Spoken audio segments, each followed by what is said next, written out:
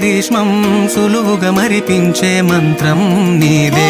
నువ్వంటే నా సొంతమంటూ పలికింది మమకారం, ఆ మాట కాదంటూ దూరం నిలిపింది అహంకారం. తలవాచి నువ్వలా ఒడిలోన వాలగా నిండు నూరేళ్ల లోటు తీరిపోద అదే క్షణాన.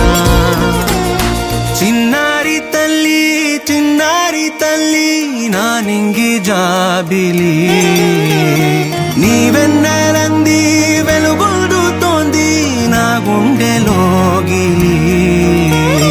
నిదురించు వేళ నీ నుదుట నేను ముత్యాల అంజలి, జోలాలి పాడి తెరిచాను చూడు స్వప్నాల వాకిలి.